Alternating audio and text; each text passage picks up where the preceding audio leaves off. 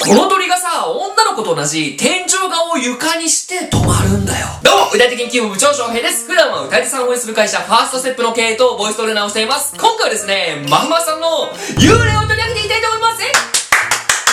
幽霊 !2021 年1月10日放送開始のドラマ、アプリで恋する20の条件の主題歌として書き下ろされた楽曲です。まふまさん自身もね、ドラマの中に少しだけ登場したのもさ、めちゃめちゃ話題になったよね。でさ、この幽霊っていう楽曲なんだけど、ドラマの世界観に絡みつつも、なんともね、まふまふさんらしいというか、もう本当にね、ザ・まふまふさんっていう感じのさ、めっちゃ切ない歌詞になってるんだよ。だからね、今回は歌い手研究部のみんなと一緒に聴いていきたいと思います。このようにこのチャンネルでは、歌い手さんの歌唱テクニックや楽曲について、楽しくわかりやすく解説しています。見逃したくないって方は、今すぐ登録して歌い手研究部に入部してください。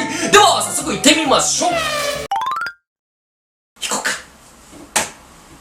これからのことは絶えない後がきだったとしてもそれでいいからさお話がしたいな。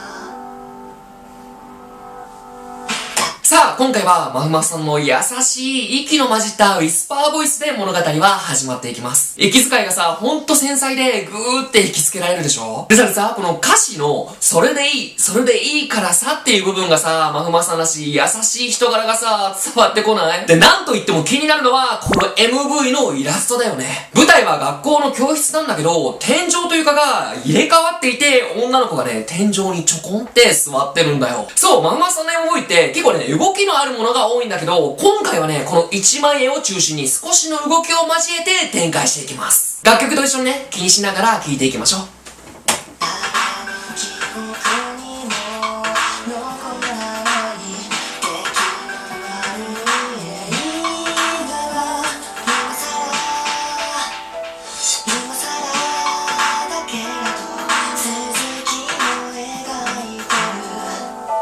さあ、誰の記憶にも残らない出来の悪い映画という歌詞が出てきましたね。これね、映画っていうのは主人公の人生のことを指してるんじゃないかなって僕は思ってます。誰の記憶にも残らないような自分自身も居場所を見つけられなかった人生だったんだけど、少しずつね、続きを描き始めている。何かね、人生に変化があったみたいだね。さあ、何があったんだろう。一緒に聞いていこう。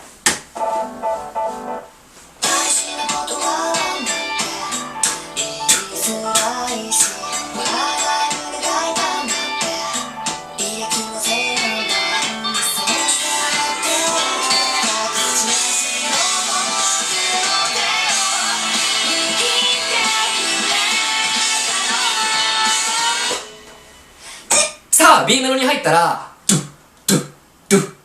足でもね、大きなドラム、バスドラがね、刻まれるようになりました。このバスドラの音によってさ、物語が進み始めたことが伝わってきますよね。でね、歌詞を見てみると、なかなかね、自分の思ってることをうまく表現できなかったり、自分の居場所が見つけられなかったみたいなんですよね、主人公は。なんだけど、そんな僕の手を握ってくれる人に出会えたんだよ。そして B メロの終わりに向けて、どんどんバックミュージックの音量が上がっていって、急に静かになってリスナーの集中力を高めたところでサビに行きます。行こう。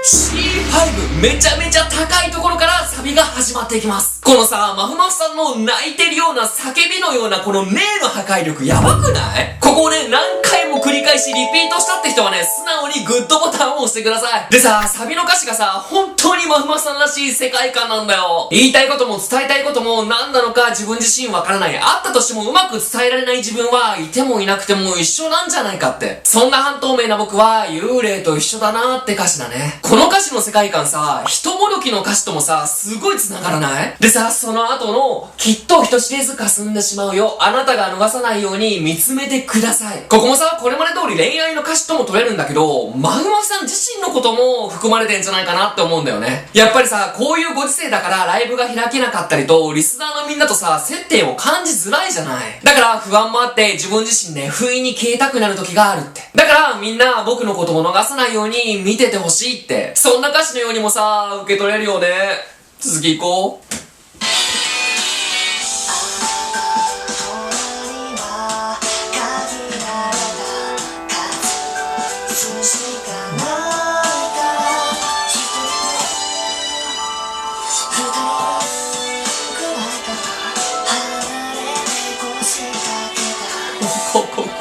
ここの歌詞めちゃめちゃ好きなんだよ。あなたのそばにいられる人はそんなにたくさんはいないよねって。それをさ、椅子に例えてるんだけど、俺がめっちゃ好きなのは、ここの一人分、二人分くらいかな、離れて腰掛けた。ここ本当はね、せめて一人分離れたとこに座りたいんだよ。なんだけど、二人分くらいかなって。まあ優しい部分もあるんだけど、なかなか積極的にいけないんだよね。ママさんらしいでしょ。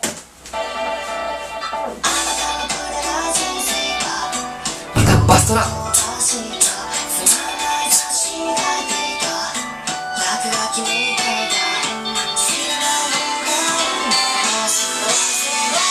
っから盛り上がっていく。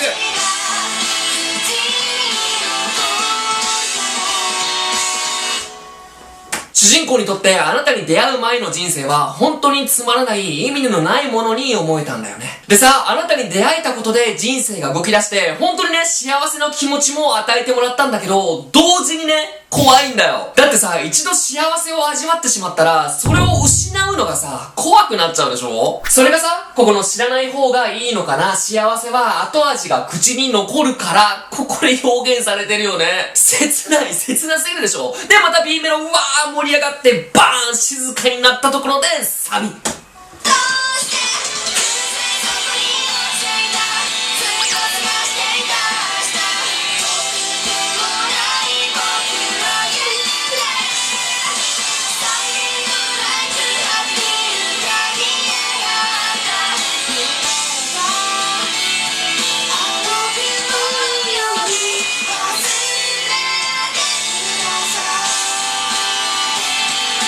さあ、バックミュージックが静かになったところに響き渡るまふまさんの心の叫び。どうして心がさ、ギューって掴まれるよね。でね、ここの歌詞も本当にまふまさんらしくて、いつかね、失ってしまうかもしれない幸せなんだったら、もういっそのことを僕のことなんて忘れてくださいって。本当は忘れてほしくなんてないんだよ。そして、うわーって感情が溢れて C メロに行きます。行こう。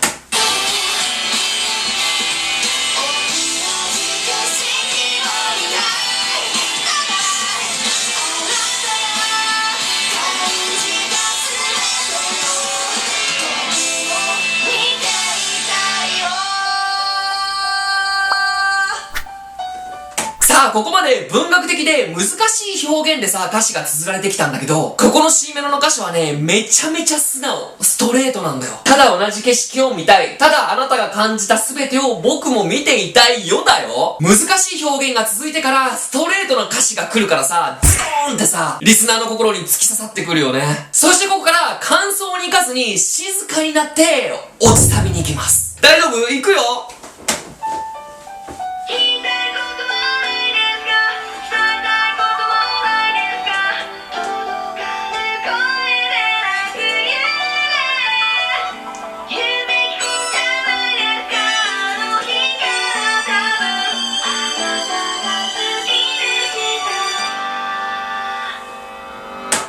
落ちサビの歌詞、言うべきことじゃないですが、あの日から多分あなたが好きでした。なんで言うべきことじゃないのか。それは伝わるはずのない、届くはずのない思いだって分かってるからだよね。それでもやっぱり伝えたいと思って頑張るんだけど、ここでもね、多分っていう言葉がついてくるんだよね。本当に繊細な歌詞でしょ。さあ、ここからバンドが一気に盛り上がってクライマックス行こう。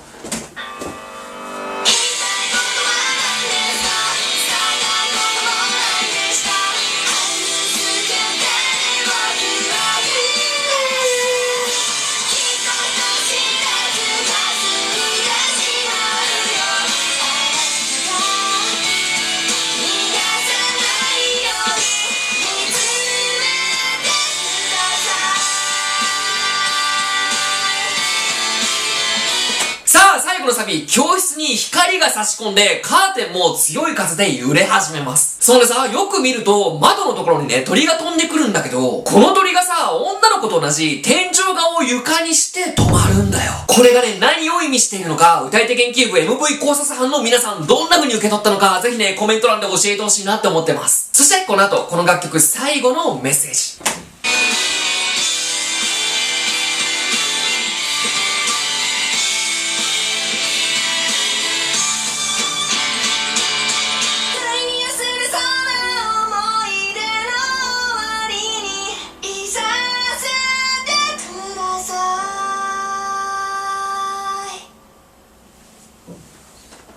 女の子に幽霊のような影が寄り添って、そっと消えていきます。そして、最後に綴られる歌詞は、不意に忘れそうな思い出の終わりにいさせてください。素敵。